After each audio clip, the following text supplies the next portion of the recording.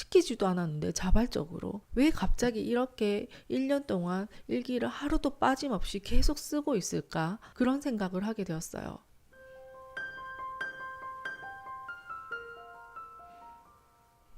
안녕하세요. 산한영향력 이인입니다. 일주일 만에 다시 찾아뵙게 되네요. 잘 지내고 계셨습니까? 저번 영상에서 자기 자신과의 관계가 인생의 모든 관계를 결정한다고 말씀드린 적이 있어요. 그래서 자기 자신과 친해지려면 어떻게 해야 되나? 그것은 자기 자신과 내면과 자주 대화를 해야 된다라고 말씀을 드렸습니다. 자세한 내용은 여기 위에 링크 걸어 드릴 테니까요. 안 보신 분들은 한번 보시길 바랄게요. 그 영상 아래 댓글에 그렇다면 자기 자신과 친밀해지려면 어떤 방식으로 대화를 해야 하나요? 라는 질문이 있었어요. 그래서 오늘 그 방법에 대해서 한번 이야기를 해보려고 합니다. 영상 끝까지 시청해주세요. 누군가와 대화를 시작할 때도 마찬가지지만 상대방에게 질문을 던지게 되면 또 답이 돌아오니까 대화가 핑퐁 되듯이요. 마찬가지로 자기 자신에게도 이런 식으로 질문을 던지고 대화를 시작하시면 됩니다. 하지만 혼잣말로 계속 중얼중얼 될 수 있는 것도 아니고 그렇다고 머릿속으로 계속 생각하자니 이 생각의 터널 속에 갇혀서 뭔가 눈에 보이지도 않고 실체가 없으니까요. 했던 말 또 하고 했던 질문 또 하고 답했는데도 또 질문하고 오도 가도 못하는 그런 상황에 빠져서 대화가 정체되어 있을 때가 있어요. 그 생각의 실체를 보지를 못하는 거죠. 그래서 정말 답답했던 적이 많았어요. 그래서 저는 이 방법을 선택하게 됩니다. 나와 나의 대면과 가장 수월하게 소통할 수 있는 이 방법이요. 제가 정말 좋아하는 방법이기도 한데요. 뭐냐면 바로 일기를 쓰는 것이에요. 저는 이 일기를 꼭 자기 자신을 알아가기 위해서 일부러 일기를 적기 시작했던 것은 아니었고요. 그저 나를 풀어놓을 공간이 필요했었어요. 나 자신을 풀어놓다 보니까 자동으로 나와 대화를 하기 시작했습니다. 아주 자연스럽게요.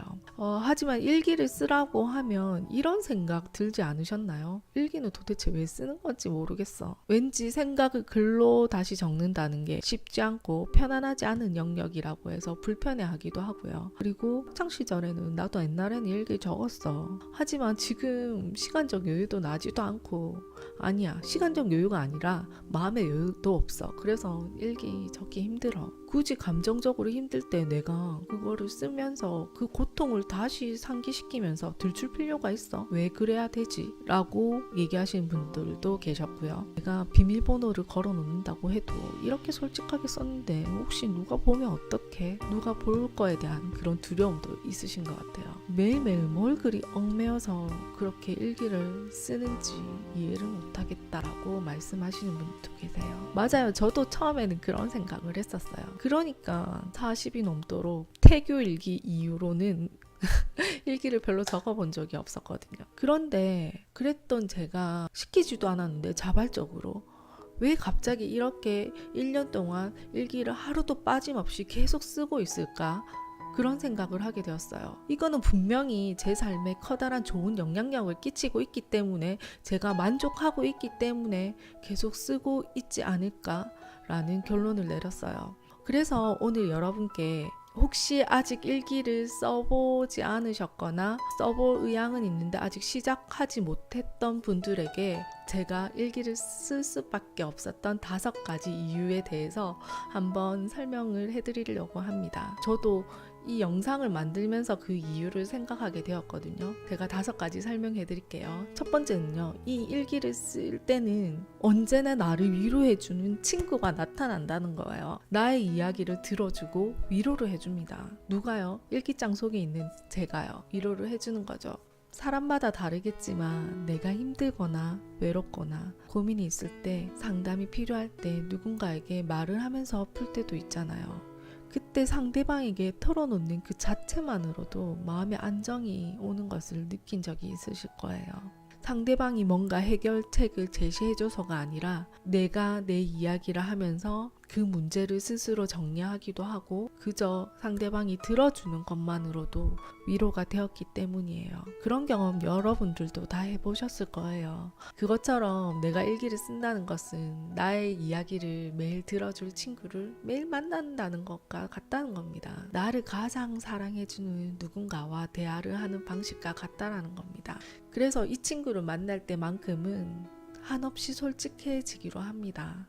설날 때 한 번씩 친구들 만나잖아요. 그럴 때 친구들 만나면 나의 어떠한 모습이든 다 받아주기 때문에 그 친구들 만날 때는 상당히 편한 모습으로 만나잖아요. 그래서 저는 일기장 속에 있는 이 친구는 저겠죠. 저와 만날 때는 나를 깊이 사랑해주는 누군가와 만나는 누군가와 대화를 하는 형식으로 일기를 적곤 합니다. 이건 정말 말할 수 없이 든든한 친구 한 명을 항상 두고 있는 기분이에요. 내 평생의 친구예요. 내 영혼의 단짝 친구 같은 그런 기분이죠. 일기장 속에 또 다른 존재, 그 속에 나는요, 이렇게 얘기해요. 오늘 너 어땠니? 그래, 오늘 수고했어. 토닥토닥 해주기도 하고요. 그래, 그럴 수도 있지. 괜찮아. 그래, 잘했어. 라고 이야기를 하기도 하고 칭찬해 주기도 하고 꾸짖기도 하고 그래요. 그 과정에서 스스로 위로받기도 하고 피드백도 받으면서 조금씩 성장해 나가는 것을 발견하게 됩니다. 두 번째로 일기를 써서 좋았던 점은요. 자기 자신을 발견할 수 있어서 좋았습니다. 내면 깊이 숨어있는 내 자신에 대해서 조금씩 알아갈 수 있어요. 일기를 통해서 나도 몰랐던 나의 감정 상태를 확인할 때가 있어요. 그리고 그 감정이 왜 생겨났는지 쭉 적다 보면요. 원인을 알 수 있게 됩니다. 아, 나는 이럴 때 이런 감정이 드는 사람이구나. 앞으로 이럴 때는 이런 식으로 대처해야겠어. 라는 그런 생각을 하게 되는 거죠. 그리고 왜 이 감정이 든지 나도 이제 알겠어. 내가 진정 원하는 것은 이것이 아니었구나. 라고 생각이 들면서 점점점 자기 자신을 알아가게 되는 거죠.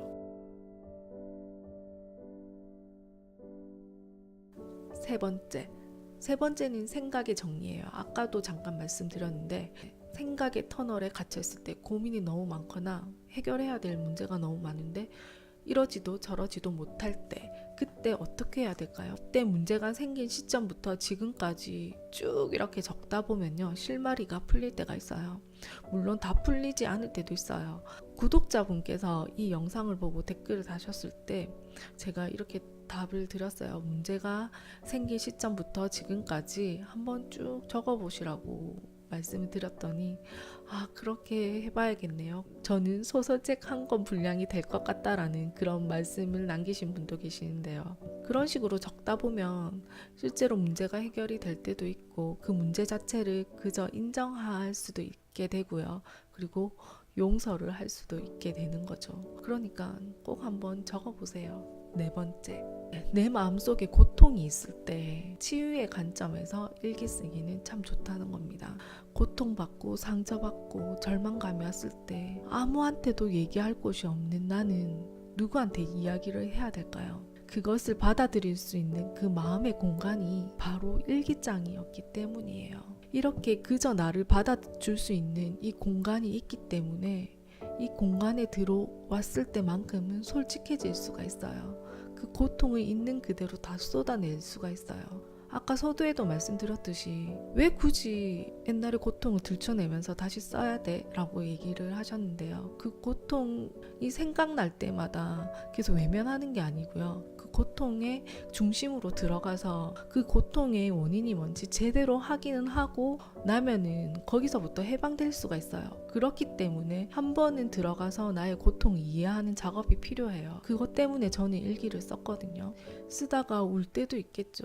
이렇게 그 고통의 중심 속에서 울고 나면요. 그 고통으로부터 해방될 때가 참 많았어요. 정신적으로 힘들고 혼돈이 왔을 때 그 마음의 혼돈을 치유할 수 있는 것은 저는 정말 이 글쓰기가 정말 많이 도움이 됐어.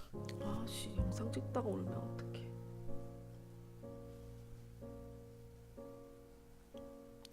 저는 정신적으로 힘들고 혼돈이 왔을 때 그 마음의 혼돈을 치유할 수 있는 그 방법이 바로 글쓰기라고 생각했어요. 글 쓸 때만큼은 있는 그대로의 나를 온전히 다 받아들이게 되거든요. 그 받아들인다는 것은 나를 존중한다라는 뜻이니까요. 그 어떤 것도 다 소중하게 느껴져요. 글쓰기가 치유의 힘이 있다는 것은 과학적으로도 어떤 박사님께서 논문을 발표를 하셨는데요. 제가 잠시 읽어볼게요. 텍사스 대학 심리학과 교수님 제임스 페니 베이커 박사님의 논문을 보면요, 글쓰기가 정신건강에 어떠한 영향을 미쳤는지 논문을 발표하신 적이 있으세요. 거기에 이런 내용이 적혀 있어요. 글쓰기가 정신적 격동기에 처한 사람이 마음의 혼돈을 치유하는데 탁월한 수단이 된다는 사실을 알아낼 수 있었다고 해요. 정신적 외상을 입은 사람을 치료하는 일에는 의학보다 예술이 더 큰 효과를 발휘한다라고 합니다. 몸과 마음 그리고 영혼의 연결이 치유의 핵심이고요. 이것을 빨리 흡수하는 사람이 더 빠르게 치유된다라고 얘기해요. 그래서 성폭력 피해 여성들도 상실감을 표현할 그런 출구를 찾지 못하고 절망감에 빠져 있을 때 많은 여성들이 글쓰기를 통해서 구원의 밧줄을 잡을 수가 있었다고 합니다.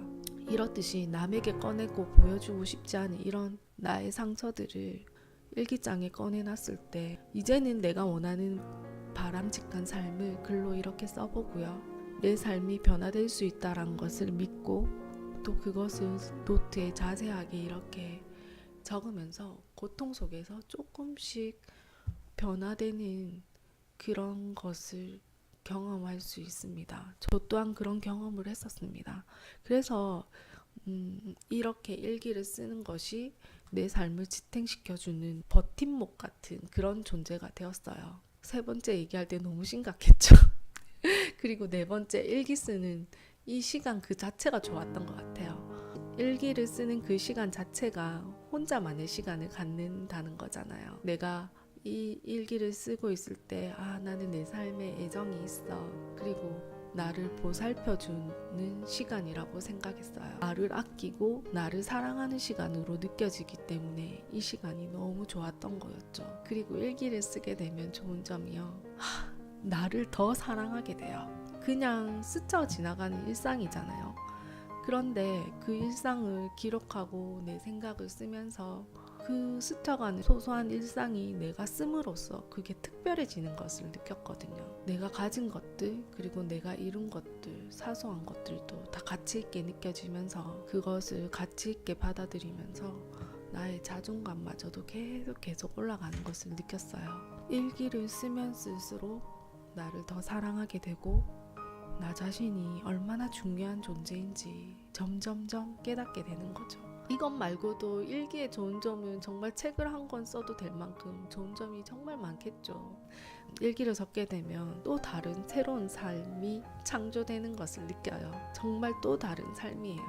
운전을 하지 않다가 내가 운전면허증을 따고 차를 몰고 그 오너 드라이버만의 그 세상에 밖에 나갔을 때 운전하니까 또 이런 세상이 있네 라고 느껴지는 것처럼 새로운 세상을 만나게 됩니다. 오늘 아침 저는 내가 기대하는 오늘에 대해서 한번 적어봤어요. 내가 오늘을 어떻게 살아가는가에 따라서 내 인생이 달라집니다. 이렇게 아침에 이렇게 한 줄 한 줄 차곡차곡 쌓아가다 보시면요, 한 해가 끝내가는 12월 달쯤 되어서는 내가 기록했던 그 수많은 오늘들이 지금의 나를 만들었구나 라는 그런 생각을 하게 될 거예요. 그런 나의 소망들과 그런 치유의 과정들도 한눈에 보실 수도 있을 거고요. 그만큼 내가 성장했구나 라는 생각도 하실 수 있을 거예요. 한 장 한 장 일기 속에 내가 살아낸 오늘과 그리고 내가 만들어갈 그 미래들이 다 이렇게 적혀져 있어요. 여러분도 쉽게 오늘 한 줄부터 일기 적는 거 시작하는 거 어떠세요? 여러분은 어떤 방법으로 자기 자신과 대화를 하고 있으신가요? 궁금하네요. 혹시 일기 아니더라도 그런 대화 방법이 있으면 댓글로 한번 남겨주세요.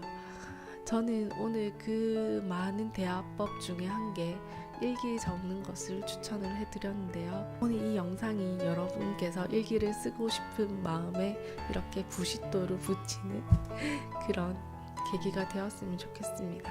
1%라도 생겼으면 좋겠어요. 오늘 이 영상이 유익하고 도움이 되셨다면 좋아요와 구독 버튼 부탁드리겠습니다. 감사합니다. 안녕히 계세요. 안녕.